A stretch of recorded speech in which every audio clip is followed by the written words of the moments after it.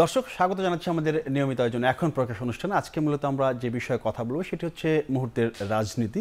আসলে রাজনীতি মানেই তো শেষে নির্বাচনের কথা উঠে আসে। এখন যেটি হচ্ছে যে জাতীয় নির্বাচন নাকি স্থানীয় সরকার নির্বাচন, কোনটি আগে হবে সেটি নিয়ে বিভিন্ন রাজনৈতিক দল মত, তাদের মধ্যে এক ধরনের মতবিরোধ রয়েছে যে আগে যদি জাতীয় নির্বাচন হয় তাহলে স্থানীয় সরকার নির্বাচন কখন হবে, সেটা যদি পরে হয় তাহলে এক ধরনের সমস্যা তৈরি হতে পারে কিনা বা সংকট আছে কিনা, সেই বিষয়ে নিয়ে আমরা কথা বলতে চাই। সেই সঙ্গে সংবিধান বিষয়ক যে সংস্কার কমিশন এবং নির্বাচন ব্যবস্থাপনা বিষয়ক কমিশন যে নানা প্রস্তাব দিয়েছে, সেখানে ভালো মন্দ অনেক কিছু উঠে এসেছে, সেসব বিষয় নিয়ে আমরা একটু টাচ করব। একটি বিষয়ের কথা বলতে চাই, সেটি হচ্ছে যে জুলাই আগস্ট পরবর্তী বিভিন্ন রাজনৈতিক দলের মধ্যে যে সম্পর্কের যে একটা বিনি সুতার মালা গাঁথা হয়েছিল, সেই মালাটা ধীরে ধীরে ছিঁড়ে যাচ্ছে কিনা, মানে ঐক্যে এক ধরনের চিড় ধরলো কিনা, সেসব বিষয় নিয়ে আজকে কথা বলতে চাই। গোটা আয়োজন জুড়ে আপনার সাথে আছি আমি মুস্তফা কামাল স্বপন, এবং স্টুডিওতে আমি আমন্ত্রণ জানিয়েছি সাইফুল হক, সাধারণ সম্পাদক বিপ্লবী ওয়ার্কার্স পার্টি, এবং রয়েছেন আজাদ মজুমদার, প্রধান উপদেষ্টার ডেপুটি প্রেস সচিব, এবং রয়েছেন আজিজুল বারী হেলাল, তথ্য সম্পাদক বিএনপি। আমি সাইফুল হক আপনাকে দিয়ে শুরু করতে চাই। সেটি হচ্ছে, শুরুতে আমি বললাম যে প্রধান উপদেষ্টা একই সাথে জাতীয় এবং স্থানীয় সরকার নির্বাচনের জন্য প্রস্তুতি নেওয়ার কথা বলেছেন, কিন্তু রাজনৈতিক দলগুলো বলছে যে জাতীয় নির্বাচনের আগে যদি স্থানীয় সরকার নির্বাচন হয় তাহলে এক ধরনের সংকট তৈরি হবে। কি সংকট তৈরি হবে, সংকটটা কি আসলে? না, আপনাকে ধন্যবাদ। জি, সম্মানিত দুজন আলোচক বৃন্দ, আপনার অনুষ্ঠান দর্শক শ্রোতা, তাদেরকে আমি শুভেচ্ছা জানাই।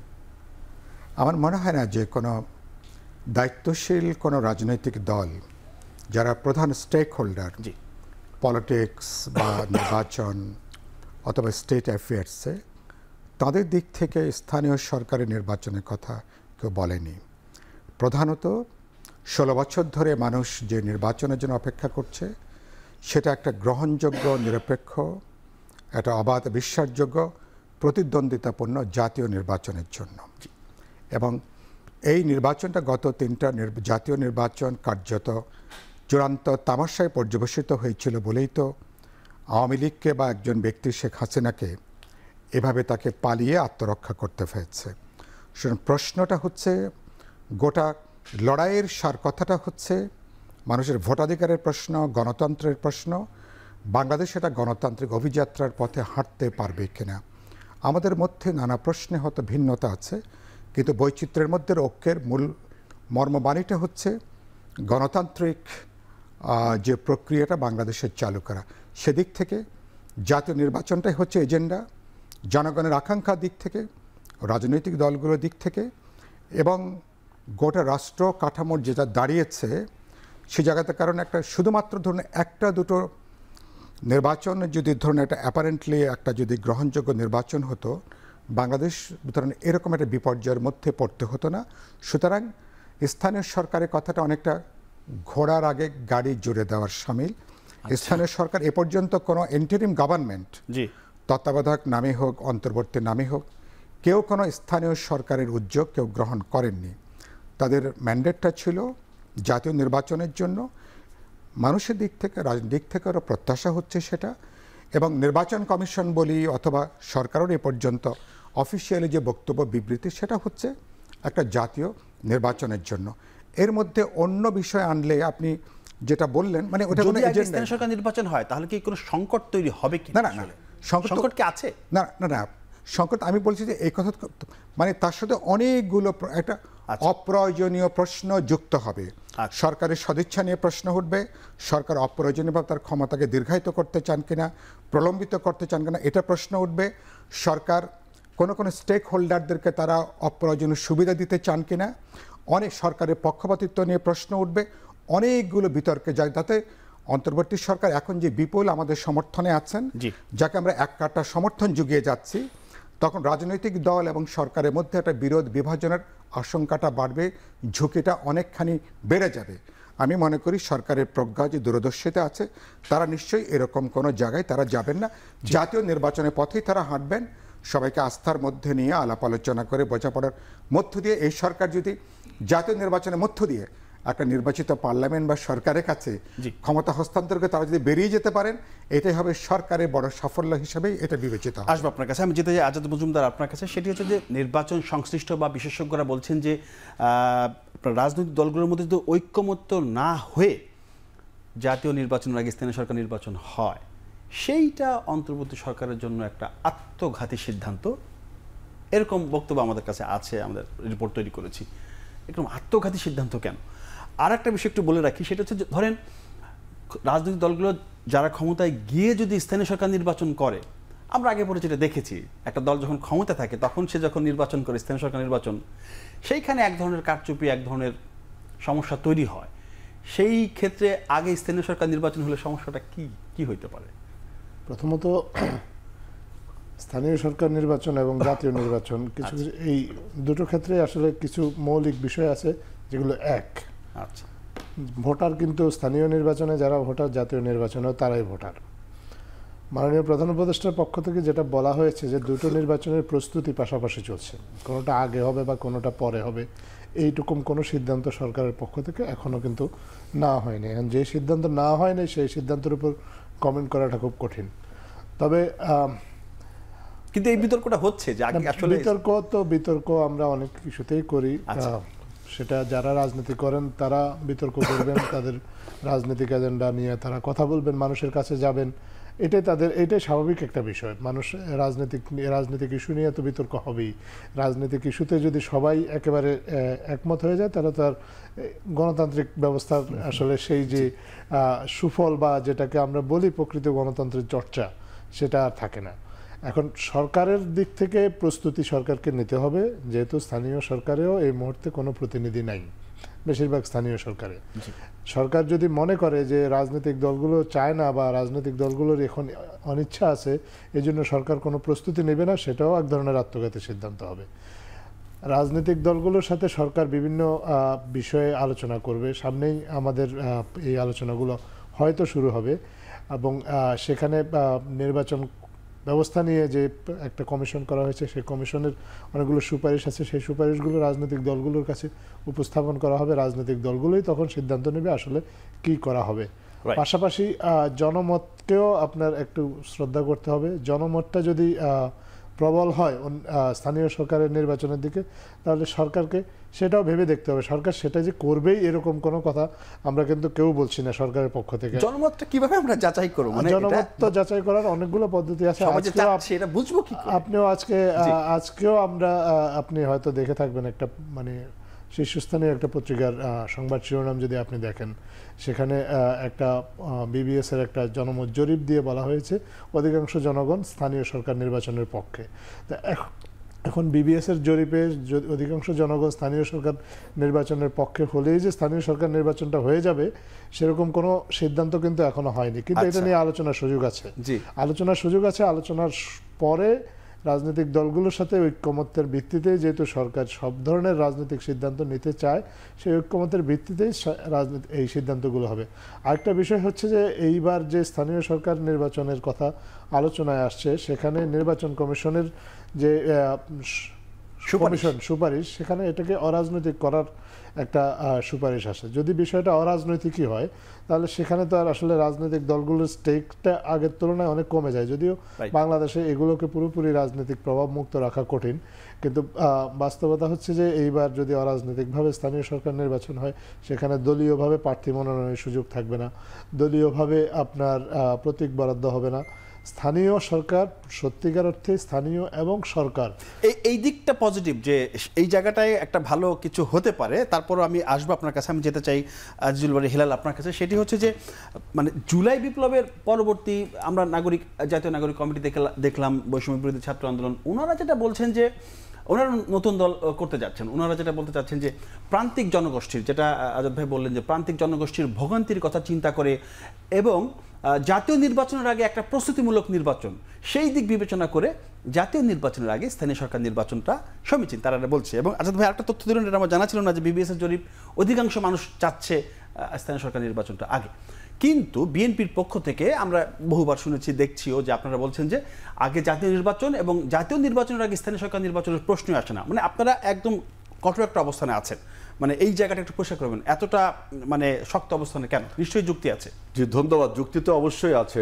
দেখেন, যারা রাজনীতি করে সমস্ত ক্রিয়াশীল রাজনৈতিক সংগঠনগুলো কিন্তু জাতীয় নির্বাচনকে প্রাধান্য দিচ্ছে। তার মানে এই না যে স্থানীয় সরকার নির্বাচন চায় না। এখন বক্তব্য হলো যে আপনি স্থানীয় সরকার নির্বাচনটা করে কে? সরকারই তো করে। অবশ্যই সরকার করে, জি। লোকাল গভর্নমেন্ট আর ন্যাশনাল গভর্নমেন্ট হচ্ছে, ন্যাশনাল গভর্নমেন্টে লোকাল গভর্নমেন্টটা করে। আমি এখন ন্যাশনাল, আপনি আগে কেন লোকাল গভর্নমেন্ট করতে চাচ্ছেন? যেখানে আমাদের প্রয়োজনীয়তা হলো আগে রাজনৈতিক সরকার, জাতীয়, যেহেতু দেশে একটা রাজনৈতিক শূন্যতা চলছে এবং এই শূন্যতার মধ্যে অনেক ষড়যন্ত্রকারী ঢুকে গেছে, আপনি যেটা বললেন যে বিবিএস এর জরিপ শীর্ষস্থানীয় পত্রিকা দিয়েছে, তাদের স্যাম্পল টেস্টটা কি, এটা কি বলেছে? আমরাও তো মাঠ পর্যায়ে রাজনীতি করি, প্রত্যেকদিন আমরা মাঠে রাজনীতি করি। আমি তো এখন পর্যন্ত কোনো নেতা কর্মী বা কোনো জনগণের কাছে শুনলাম না যে আগে স্থানীয় সরকার নির্বাচন দেওয়া উচিত। আমাদের স্থানীয় সরকার প্রশাসন যে কমিশন, তিনি বলছেন, তিনি নাকি স্যাম্পল জরিপ করে কি একটা জরিপ করেছেন তোফায়েল আহমেদ সাহেব, যে সেখানে নাকি স্থানীয় সরকারের কথা আগে বলা হয়েছে। আমরা কিন্তু অনেক টেলিভিশন বিতর্কে আমি বলেছি, আমি বলেছি যে আপনি সেই স্যাম্পলটা দেন, কোন স্যাম্পল টেস্টে করে আপনি জরিপটা করলেন? মাঠে তো আমরাও রাজনীতি করি। এখন বক্তব্য বলো স্থানীয় সরকার, কিন্তু বলতে আপনি কি বুঝাচ্ছেন? এখানে জেলা পরিষদের নির্বাচন, উপজেলা পরিষদের নির্বাচন, ইউনিয়ন পরিষদের নির্বাচন, এই তিনটা নির্বাচন বহন করার মতো সক্ষমতা কি এই সরকারের সেই পারফরম্যান্স আছে? সেই একটা জাতীয় একটা যে দেশে 3 মাসের ভিতরে একটি জাতীয় নির্বাচন করার নজির এই দেশে রয়েছে, আপনার তত্ত্বাবধায়ক সরকার বলুন, এটা যদিও অন্তর্বর্তীকালীন সরকার, ক্যারেক্টার ইজ দ্য সেম। আপনি অনেক কথা বলতে পারেন যে এই সরকারের ক্যারেক্টার ওরকম এরকম, এগুলো বলতেই পারেন, কিন্তু ক্যারেক্টারটা সেমই। আপনি 5টা মাস চলে গেল, আপনি বলছেন সংস্কার করবেন। আমরা একমাত্র দল যে এই সংস্কার প্রস্তাবটাকে সাধুবাদ জানাচ্ছি। আপনারা বলছেন 24 সালে এসে সংস্কারের কথা, বিএনপি 16 সাল থেকে শুরু করেছে সংস্কারের কথা বলা, এবং 2022 সালের যে 31 দফা দিয়েছি, যুগপৎভাবে আন্দোলন যারা করেছে এই ফ্যাসিবাদের বিরুদ্ধে, সবাই মিলে একটা আমরা 31 দফা সংস্কার, আজকে আপনি এসে সংস্কার প্রস্তাব করছেন।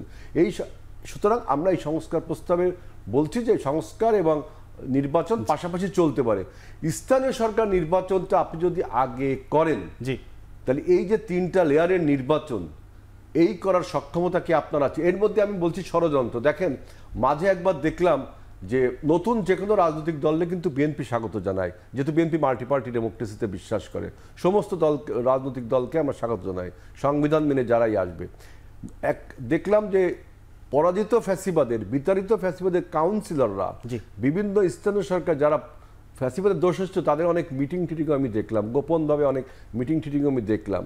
তখন বোঝা যায় যে বর্তমান যে কারা বলছে যে স্থানীয় সরকার আগে আনতে হবে, কারণ কি এরাই কিন্তু বলেছিল যে মানে নির্বাচনকে বাধাগ্রস্ত করবার জন্য বিভিন্ন বাইনারি তুলেছিল কারা, যে সংস্কার ছাড়া নির্বাচন হবে না, সংস্কার ছাড়া নির্বাচন হবে ভয়াবহ, ফ্যাসিবাদের বিচার, সব জনপ্রিয় ইস্যু, সবই জনপ্রিয় ইস্যু। এই ফ্যাসিবাদের বিচার আমরা তো চাই। আজকে আমাদের সংগঠন জাতীয়তাবাদী ছাত্রদল মার্চ ফর জাস্টিসে ক্লিয়ারলি বলেছে সমস্ত ফ্যাসিবাদের বিচার হতে হবে। দ্যাট ডাজ নট মিন যে নির্বাচনকে বন্ধ রেখে ফ্যাসিবাদের বিচার হবে, দুটোই একসাথে চলতে পারে। এই মহলই যখন আপনার সংস্কার প্রস্তাব রিজলভ হলো, আপনার ফ্যাসিবাদের বিচার হবে সেটা রিজলভ হলো, এখন আর একটা নতুন নিয়ে আসছে স্থানীয় সরকারকে কিভাবে আগে আনা যায়। আবার একটা মাঝে করছিল কি ডাকসু নির্বাচনকে, একটা জনপ্রিয় ইস্যু। এগুলো এই সমস্ত মহল কারা আপনাকে দেখতে হবে। 2007 সালের পরাজিত শক্তিরা, 2007 সালের কুশীলবরা, যারা বাংলাদেশের 17 বছরের ফ্যাসিবাদ জন্ম দিয়েছিল, যেই 17 বছরের বিরুদ্ধে আমরা আন্দোলন করলাম, সংগ্রাম করলাম, রক্ত দিলাম, সেই কুশীলবরা কিন্তু এখনো রয়ে গেছে। এবং ফ্যাসিবাদের বিতাড়িত হলেও ফ্যাসিবাদের ব্রেন চাইল্ডরা কিন্তু বাংলাদেশে রয়ে গেছে। তারাই এই সমস্ত বাইনারি তুলে তুলে আমাদের মূল যে ইস্যু সংস্কার, আমাদের মূল যে ইস্যু নির্বাচন, সেই নির্বাচনকে দীর্ঘায়িত করতে চায়। দীর্ঘায়িত করলে যে সমস্ত প্রতিবিপ্লবী সিনড্রোম, আজকে জনগণের যে সমস্ত আপনার দ্রব্যমূল্যের ঊর্ধ্বগতি, আইন শৃঙ্খলার অবনতি, এইগুলো নিয়ে সরকারের পারফরমেন্সের যে ঘাটতি, এর ফলে বাংলাদেশে যে কি পরিমাণ সমস্যা হতে পারে পলিটিশিয়ান নাই সেটা আপনার আগাম পূর্বাভাস দিতে পারে। সেজন্য আমরা বলছি জাতীয় নির্বাচনকে অগ্রাধিকার দেওয়া উচিত। আচ্ছা, আমি একটা বিরতি নিব, তার আগে সাইফুল ভাই আপনাকে একটু একটু মানে প্রশ্ন রেখে যেতে চাই। সেটি হচ্ছে যে বিএনপি এই চলতি বছরের জুলাই আগস্টের মধ্যে নির্বাচন চায়। এই মুহূর্তে জাতীয় নির্বাচন এই জুলাই আগস্টের মধ্যে সম্পন্ন করা সম্ভব কিনা, কারণ নির্বাচন সময় সাপেক্ষ ব্যাপার, প্রস্তুতিমূলক ব্যাপার আছে, ভোটার তালিকা হালনাগাদ করার ব্যাপার আছে, প্রশাসন, আইন শৃঙ্খলা, যে অবস্থার মধ্যে হেলাল ভাই যেটা বললেন যে একটা যে অবস্থার মধ্যে আছে, সেই অবস্থায় স্থানীয় সরকার নির্বাচন করা আসলে সম্ভব না। সেই ক্ষেত্রে জাতীয় নির্বাচন করা সম্ভব কিনা এই জুলাই আগস্টের মধ্যে, বিরতির পরে এসে আপনার কাছে জানতে চাবো। দর্শক, একটা বিরতি নিচ্ছি, ফিরছি শীঘ্রই, সাথেই থাকুন।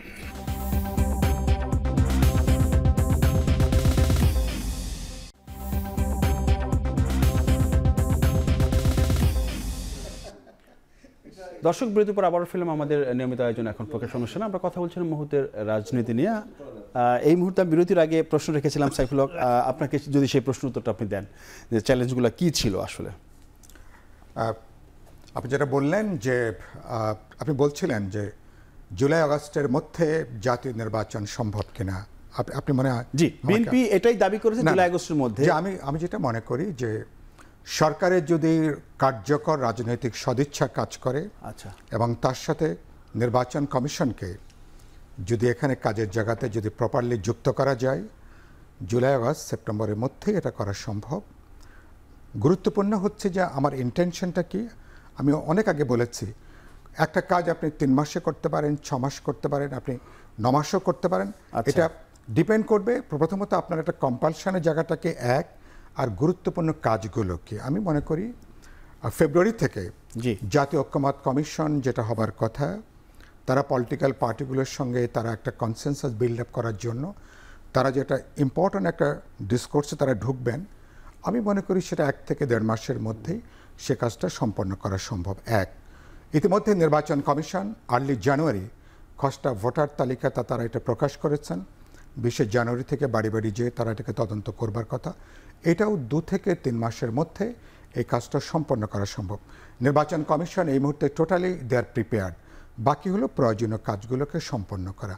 এখন সময়টা আমার কাছে জুলাই, আগস্ট না সেপ্টেম্বর, অক্টোবর, এটা ডিপেন্ড করে সরকার বা নির্বাচন কমিশন রাজনৈতিক দলগুলোর সাথে যদি একটা অর্গ্যানিক এনগেজমেন্টে থাকে, আচ্ছা, একটা যোগাযোগ আছে, বোঝাপড়া আছে, আলাপ আলোচনা আছে, তাহলে কিন্তু 2-3 মাস আগে পরে বা 3-4 মাস আগে পরে হলে কেউ কিন্তু প্রশ্ন তুলবে না, সরকারের উদ্দেশ্য নিয়ে প্রশ্ন উঠবে না, সরকার অপ্রয়োজনীয় বিতর্ক হবে না, কেউ এটা মনে করবে না সরকার অপ্রয়োজনীয়ভাবে সরকার কালক্ষেপণ করছে, সরকার সময় নিচ্ছে। কিন্তু যে কাজগুলো আর কোনো রাজনৈতিক দল কেউ বলেনি যে আমরা প্রয়োজনীয় সংস্কারগুলো ছাড়া আমরা ইলেকশনে যাব, এটা সবাই এটা তো আমাদের প্রায় কমিটমেন্ট। একটা বিষয় সেটা হচ্ছে, ধরেন আমরা তো যদি নির্বাচনের কথা বলি, হেলাল ভাই বলেছেন যে 91, 96, 2008 এই নির্বাচনগুলো ঠিক মোটামুটি ঠিক ছিল। এরপর নির্বাচনগুলো যাতা হয়েছে এগুলো আমরা জানি। এখন একটা দল ক্ষমতায় গিয়ে তারপরে যখন স্থানীয় সরকার নির্বাচনটা করবে, সে কি তখন ওই নির্বাচনের প্রভাব বিস্তার করবে না? আচ্ছা, না না, এটা আগে যদি হয়ে যায় তাহলে ভালো হতো। না, আপনি আমরা তো বাংলাদেশে তো আপনি স্থানীয় সরকার নির্বাচনটা করে পলিটিক্যাল গভর্নমেন্ট, আমাদের স্থানীয় সরকার বিভাগ, তারা যখন চান তখন তারা ইলেকশন কমিশনকে তারা অনুরোধ করেন যে আপনি এই ইউনিয়ন পরিষদ নির্বাচনটা আপনি ব্যবস্থা করেন, অথবা উপজেলা করেন, বা জেলা পরিষদ তো এখন পর্যন্ত ইলেক্টেড না, তো সেটা আপনারা করেন। সুতরাং এটা হচ্ছে একটা ইলেক্টেড গভর্নমেন্ট যখন আসে, এটা তাদের দায়িত্বের মধ্যে। আর হেলাল ভাই যে কথাটা খুব ইম্পর্টেন্টলি বললেন, সরকারের সামগ্রিক যে পরিস্থিতি, তার জন্য যে সক্ষমতার প্রশ্ন, দক্ষতা, সক্ষমতা, পুরো একেবারে তৃণমূল থেকে উপর পর্যন্ত আপাতত সরকারের দিক থেকে এই জায়গাটা এখনো পর্যন্ত not up to the mark. ফলে আপনি এটা যে করা যাবে না প্রশ্ন এটা না, কিন্তু আপনি কোনটাকে আপনি আগে করবেন, মানে এটা কোনো বিতর্কের কোনো প্রশ্নই না। এটা আপনি অপ্রয়োজনীয়ভাবে যেটা বললাম, যদি কারো কারো মনে হচ্ছে যে স্থানীয় সরকারটা খুলে তাদের রাজনৈতিক দিক থেকে তারা একটা রাজনৈতিক দল তৈরি করতে পারবেন, প্ল্যাটফর্ম তৈরি করতে পারবেন, তাদের একটা তৃণমূল এক ধরনের সংগঠন দাঁড়াবে, তো যদি সে ধরনের কোনো বিষয় কাজ করে, তো যেটা মেজর পলিটিক্যাল স্ট্রিম বা মেইন স্ট্রিম রাজনৈতিক দলগুলোর চিন্তা অথবা জনগণের ব্রডলি তাদের আকাঙ্ক্ষার বাইরে, এটা ঠিক আছে। আর একটা পলিটিক্যাল গভর্নমেন্ট, আপনি তো প্রথমত আগে আপনি আপনার ঘরটাকে প্রধানত আগে থেকে আপনি তৈরি করবেন। কারণ একটা ধরুন এখন সরকার তো আমাদের সমর্থিত সরকার, কিন্তু একটা অনির্বাচিত সরকার যদি এরকম অনির্দিষ্টকাল ক্ষমতায় থাকে, সরকারের জন্য ঝুঁকি বাড়ে, দেশের জন্য বহুমাত্রিক ঝুঁকিটা কিন্তু বাড়তে থাকে। আমি একটু যেতে চাই, সেজন্য আমরা একটা যৌক্তিক সময়ের মধ্যে যাতে পলিটিক্যাল গভর্নমেন্ট একটা পপুলার ইলেকশনের মধ্য দিয়ে যারা প্রয়োজনীয় রিফর্মগুলো তারা কন্ডাক্ট করে শেষ করার পরে আসবেন, এটাই এখন দেশের চাওয়া। এ পথে যদি সরকার হাঁটতে পারে, আমি তাদেরকে A+A++ দেব। ধন্যবাদ। জি, আমি যেতে চাই আজাদ মজুমদার আপনার কাছে, সেটি হচ্ছে যে নির্বাচন ব্যবস্থা সংস্কার কমিশন এবং সংবিধান সংস্কার কমিশন অনেকগুলো প্রস্তাব দিয়েছে। তার মধ্যে একটি প্রস্তাব আমি যেটা আমার দৃষ্টি খুব আকর্ষণ করেছে, যে যিনি এমপি প্রার্থী হবেন 21 বছর বয়স, সর্বনিম্ন 21 বছর করেছেন সংবিধান সংস্কার কমিশন। নির্বাচন কমিশন আবার সেটাকে 25 দেখিয়েছেন, এটা 21 বছর করার নিশ্চয়ই কোনো কারণ আছে, ব্যাখ্যা আছে। যদি এরকম বলি যে যারা শিক্ষার্থী আছেন তাদেরকে একটু সুযোগ দেওয়ার জন্য কি 21 করা হলো বয়সটা? দেখেন, যারা সুপারিশটা করেছে তারা বিভিন্ন স্টেক হোল্ডারের মতামত কথা বলেছেন। এখন আপনি যদি মনে করেন যে একটা পপুলার স্টেক হোল্ডার যারা, আচ্ছা, শুধু তাদের মতামতটাই গ্রহণ করা হবে, বাকিদের মতামত পুরোপুরি উপেক্ষা করা হবে, এটা যেমন ঠিক না। আবার যারা মেজর স্টেক হোল্ডার তাদের মতামতটাকেও নিতে হবে। সবার সম্মিলিত যে কালেকটিভ যে রিকমেন্ডেশন, সেটাকে নিয়েই কিন্তু তারা এটা আবার রাজনৈতিক দলগুলোর কাছে প্রস্তাব করবে। একটা সুপারিশ, যেটা সুপারিশ কিন্তু সুপারিশ, সেটা চূড়ান্ত এখন সুপারিশ করলে যে সেটা বাস্তবায়িত হয়ে যাবে এরকম কোনো বিষয় নেই। প্রত্যেকে কিন্তু তার সুপারিশ মতামতটা আলাদা আলাদাভাবে কমিশনের কাছে দিয়েছে। এখন কমিশন একটা সামারি করে এটা সবাইকে দেবে এবং সবাই একসাথে বসে তারপর যে সিদ্ধান্তটা নেবে সেটাই কিন্তু শেষ পর্যন্ত কার্যকর করা হবে। আর একটা জিনিস হচ্ছে যে আপনি বলেছেন যে একটা কমিশন 25 বছরের কথা বলেছে আর একটা কমিশন 21 বছর করার কথা বলেছে। এইটার জন্যই কিন্তু আসলে রাজনৈতিক দলগুলোর সাথে যে সংলাপ শুরু করার সরকারের একটা পরিকল্পনা ছিল সরকারের সংস্কার কমিশনের কাছ থেকে প্রস্তাবগুলো পাওয়ার পর, এটার জন্যই একটু বিলম্বিত হচ্ছে। এই কারণে যে কয়েকটা কমিশনের কয়েকটা প্রস্তাব ওভারল্যাপ করেছে। আচ্ছা, ওভারল্যাপ করেছে, কিছু কিছু ক্ষেত্রে কন্ট্রাডিকশন আছে, যে জন্য সংস্কার কমিশনগুলোকে আবার বলা হয়েছে যে আপনারা এইগুলোর মধ্যে এক ধরনের সামঞ্জস্য বা ভারসাম্য নিয়ে আসেন। এবং ভারসাম্য নিয়ে আসলে সরকার আশা করছে যে ফেব্রুয়ারির ফার্স্ট উইক থেকে সরকার রাজনৈতিক দলগুলোর কাছে এগুলো আনুষ্ঠানিকভাবে উপস্থাপন করতে পারবে এবং তাদের মতামত নিয়ে শেষ পর্যন্ত কতটুকু সংস্কার নির্বাচনের জন্য প্রয়োজন হবে সেটা নির্ধারণ করতে পারবে।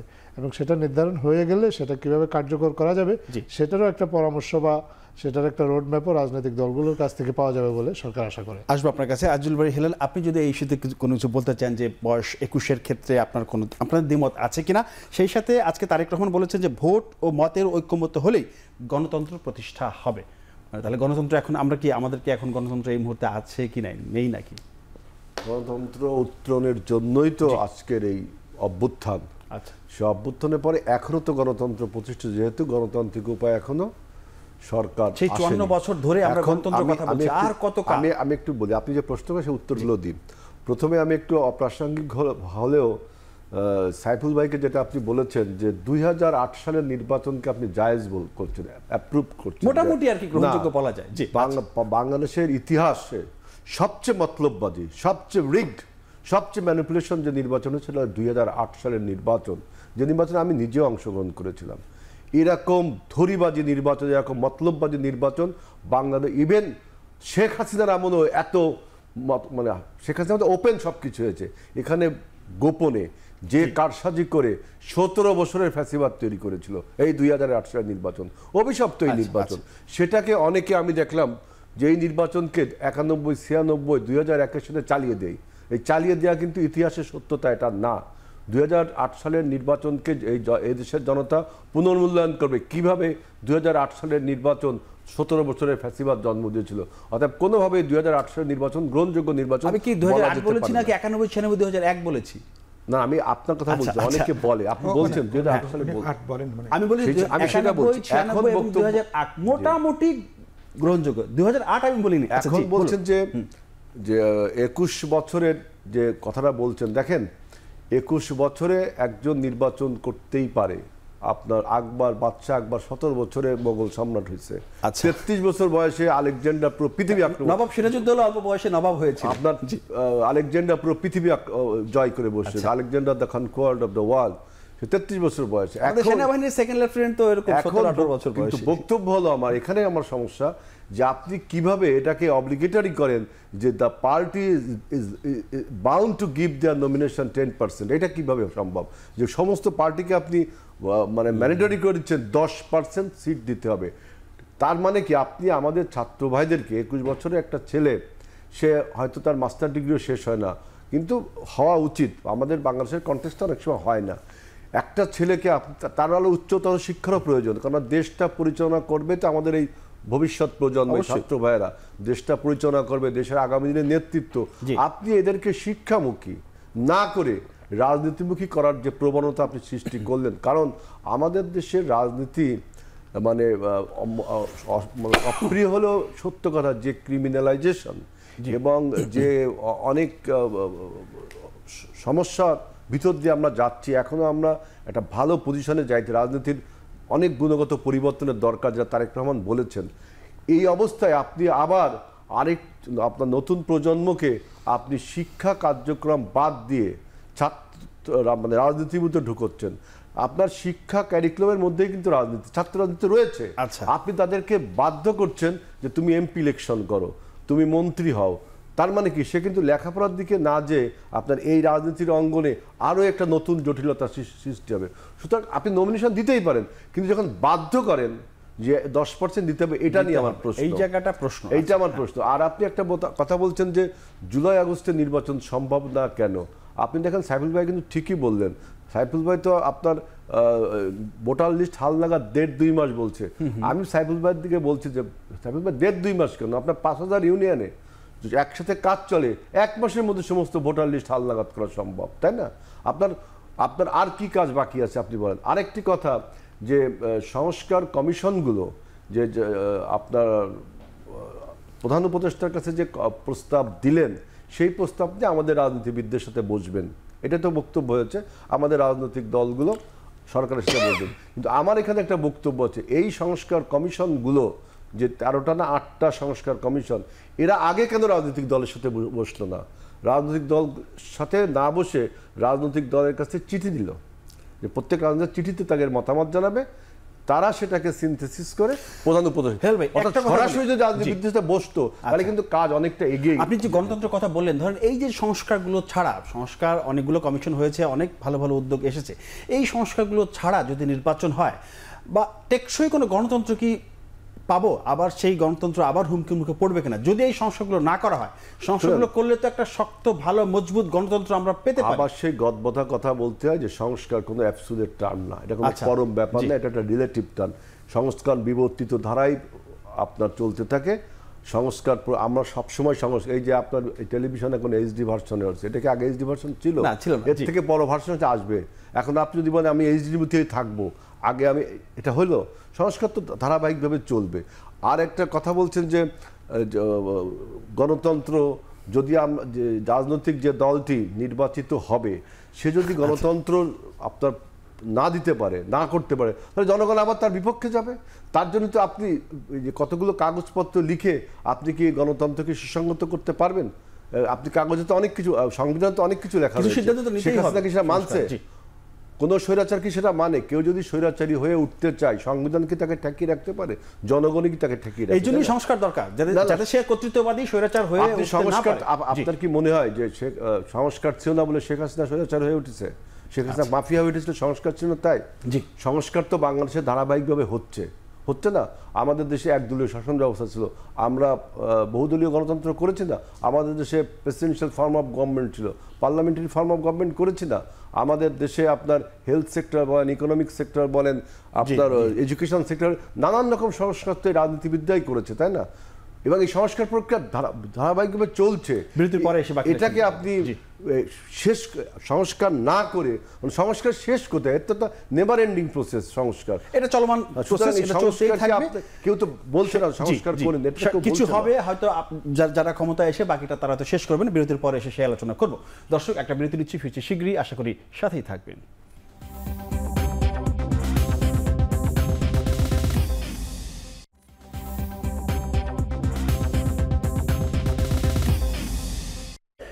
দর্শক, বিরতির পর আবারও স্বাগত জানাচ্ছি আমাদের নিয়মিত আয়োজন এখন প্রকাশ অনুষ্ঠানে। আমরা কথা বলছিলাম মুহূর্তের রাজনীতি নিয়ে। আমি শুরুতে যেতে চাই আজাদ মজুমদার আপনার কাছে, সেটি হচ্ছে যে প্রচলিত রাজনৈতিক সংস্কৃতি দুর্নীতি অনিয়মের বাইরে গিয়ে বাংলাদেশ পুনর্গঠনের যে একটা সুযোগ আসলো, সেই সুযোগটা কি এখনো আছে? যদি থেকে থাকে তাহলে সেই সুযোগটা আমরা কতটা কাজে লাগাতে পারছি? আর যদি সুযোগ শেষ হয়ে যায় তাহলে চ্যালেঞ্জটা কোথায়? সুযোগ তো অবশ্যই আছে, জি, সুযোগটা আছে বলেই তো সরকার কাজ করছে, রাজনৈতিক দলগুলো কাজ করছে, কিন্তু সুযোগটা গ্রহণ করবে কিনা দেশের রাজনৈতিক দলগুলো সেটা তাদের ইচ্ছের উপর। আমি তো বলেছি প্রচলিত রাজনীতির বাইরে, দুর্নীতি অনিয়মের বাইরে, রাজনীতির বাইরে আসলে রাষ্ট্র ব্যবস্থা চালু রাখা সম্ভব না। রাষ্ট্র ব্যবস্থা রাজনৈতিক একটা ব্যবস্থা, এটা রাজনীতির মধ্য দিয়ে এটাকে স্টাবলিশ করতে হবে এবং এটা রাজনৈতিক প্রক্রিয়ার মধ্য দিয়ে এটাকে এগিয়ে নিতে হবে। এটার বাইরে আসলে অন্য যদি কোনো ব্যবস্থা থাকে সেটা অগণতান্ত্রিক বা অরাজনৈতিক ব্যবস্থা, যেটা আসলে at the end of the day কারোর জন্য সুফল বয়ে আনে না। সরকার যে কাজটা করছে কিংবা আমরা যে জুলাই গণ অভ্যুত্থানটা হয়েছে সেটা আসলে একটা নতুন রাজনৈতিক বন্দোবস্তের জন্য করা হয়েছে, বা এই বিপ্লবটা হয়েছে যাতে করে এমন একটা রাজনৈতিক বন্দোবস্ত প্রতিষ্ঠা করা যায়। আমাদের যে রাজনৈতিক যে ক্রাইসিসগুলো বারবার ফিরে আসছে, যে ক্রাইসিসের ফলে আমাদের 1500 একটা স্বৈরাচার আমাদের উপর চেপে বসেছে এবং তাকে সরাতে গিয়ে আমাদের 1500 ছাত্র যুবক জনতাকে প্রাণ দিতে হয়েছে। এরকম কোনো সিচুয়েশনে যাতে বাংলাদেশকে আর ফিরে না যেতে হয়, দেশের রাজনৈতিক সংস্কৃতিতে যাতে একটা পরিবর্তন আসে এবং সত্যিকারের গণতন্ত্রের চর্চা যাতে দেশে হয়, সেরকম একটা রাজনৈতিক ব্যবস্থার জন্যই কিন্তু অন্তর্বর্তী সরকারও কাজ করছে, বা আমাদের যে রাজনৈতিক দলগুলো আছে তাদেরও এখন পর্যন্ত চাওয়া, এবং তারা সবাই এই ইস্যুতে এখন পর্যন্ত ঐক্যবদ্ধ আছে বলে আমরা মনে করি।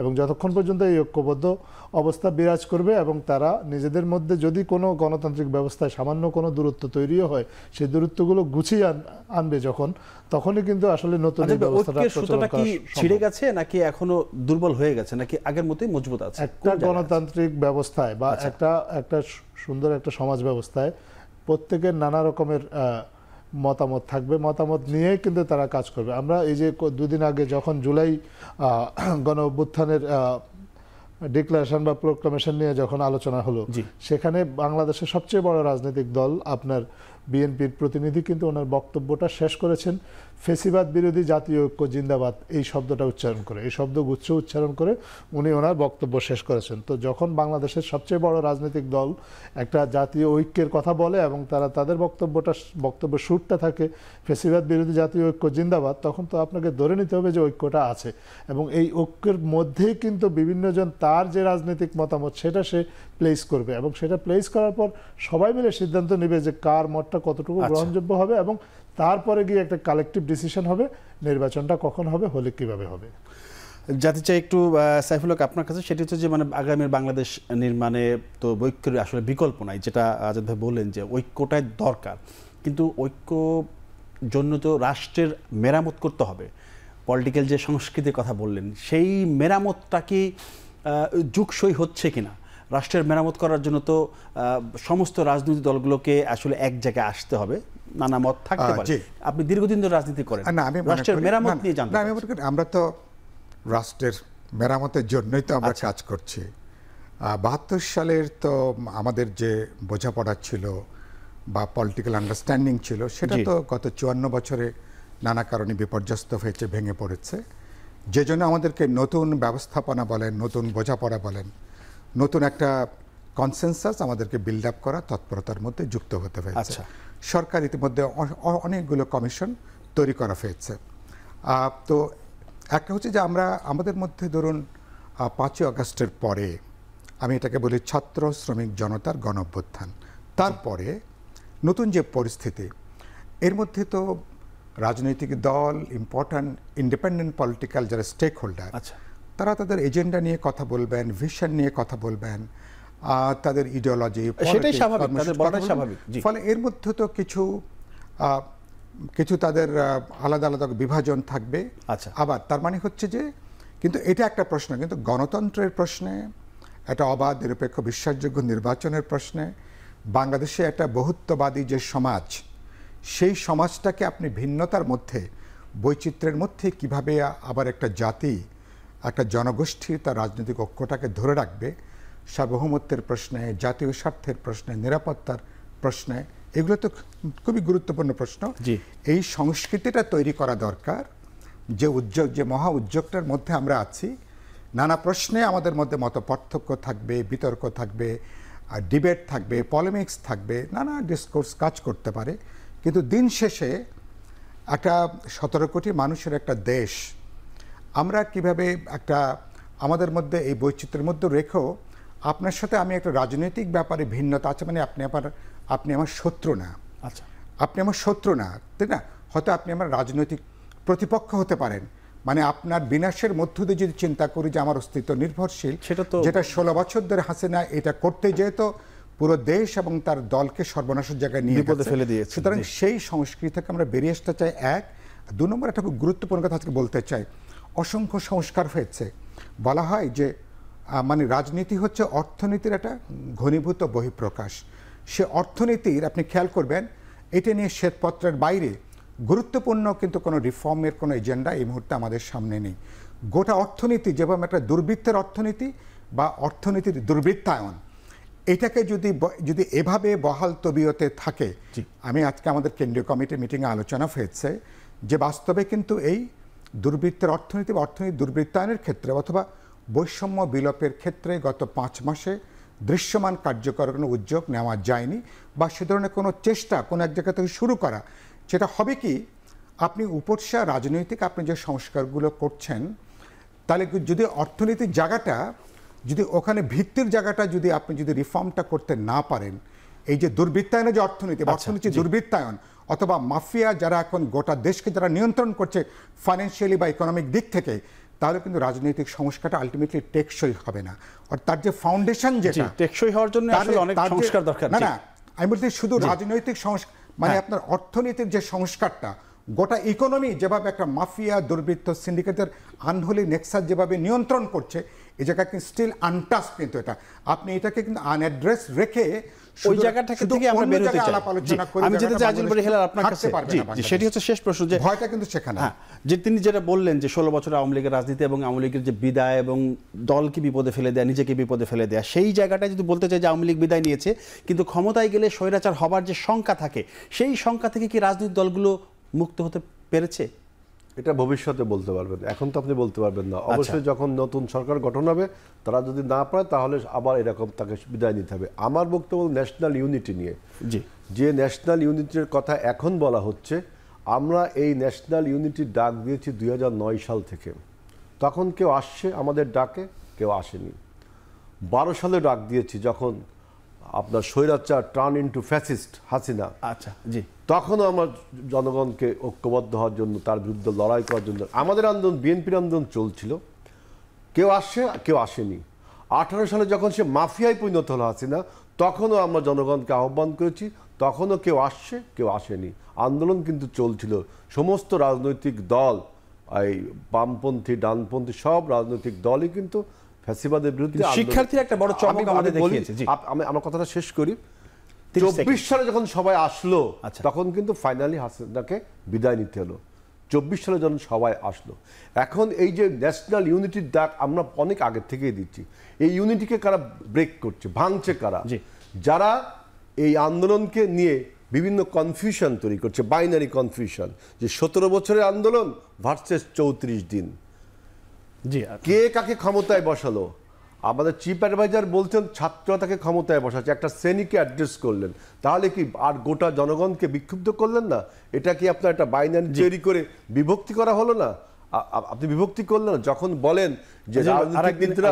জি ঠিক আছে, শেষ করে আজকে ধন্যবাদ আপনাকে। ধন্যবাদ আজিজুল হেলাল এবং সাইফুল হক, সেই সাথে আজাদ মজুমদার, তিনজনকে অসংখ্য ধন্যবাদ জানাচ্ছি। আগামীতে এই আলোচনা নিশ্চয়ই আমরা করব। দর্শক, এ পর্যায়ে শেষ করছি আমাদের অনুষ্ঠান। আগামীতে নতুন কোনো বিষয় নিয়ে আমরা কথা বলবো। সে পর্যন্ত সবাই ভালো থাকবেন, নিরাপদে থাকবেন। সবাইকে ধন্যবাদ। শুভরাত্রি।